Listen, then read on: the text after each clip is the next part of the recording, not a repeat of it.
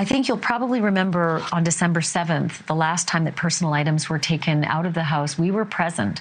And it was such an incredibly solemn moment. This was a law enforcement action. They took the personal items out of the house and they walked those items one by one out to a truck so that they could transport it to a waiting warehouse where the families could come and retrieve them. I think we have some video from back on December 7th.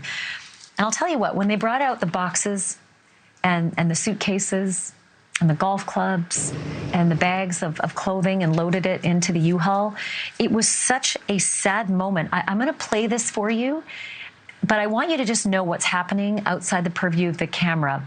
The media stayed a long way back on the other side of the road to shoot this, but nobody spoke. The media didn't speak. No one asked questions. The officers who were bringing those items out to load up the U-Haul truck, it was dead silent. It was so solemn. So I'm going to run that moment for you, but just know that we are running it with the existing natural sound. It's just that it was so quiet in observation. Take a look.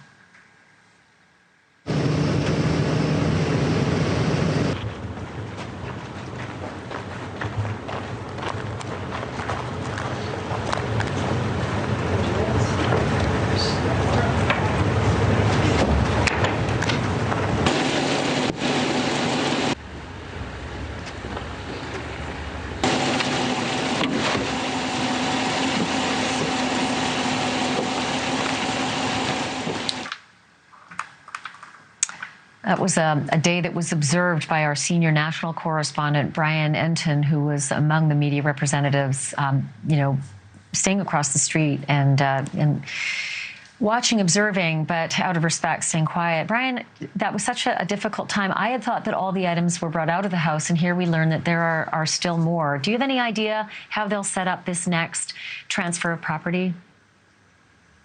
Yeah, it was very, very sad, Ashleigh, just because we had been so into the investigation of the case at that point, and it was just a very human moment then seeing the victim's items brought out. But you'll notice the U-Haul truck, which the police chief was driving, by the way, and it was police officers who were working the case who were bringing the items out, so it was emotional for them too. But you'll notice that U-Haul, it wasn't a very big U-Haul, so it clearly wasn't all of the items that belonged to the kids inside the house. It was just some of them, which explains why there are more items in the house and why likely the families are going to want to retrieve some more of those items. So, couches, we did see the mattresses come out at one point, but couches, other pieces of furniture, all sorts of stuff. Again, you see how small that U-Haul was. You can just imagine all the other items that are still left behind there.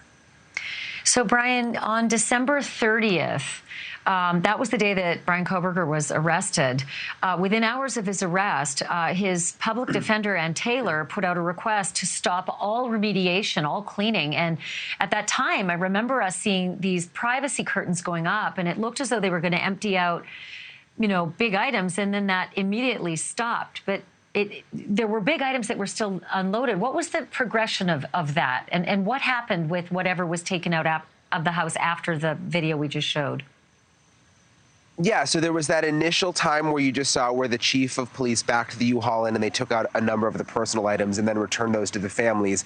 Then there was another time that they went to the house and started removing other items. The mattresses were really the most visual thing that we could see. They were putting them in the back of pickup trucks. They were really starting to clear out the house, or at least start the process to do that. And that is when they immediately halted it. The public defender asked for it all to be stopped, which is really, really interesting because they were in the middle of doing it and they just shut the whole thing down. Exactly what was going on behind the scenes was still sort of unclear. It appears perhaps the public defender wanted an opportunity to really look through the house before things were moved around too much.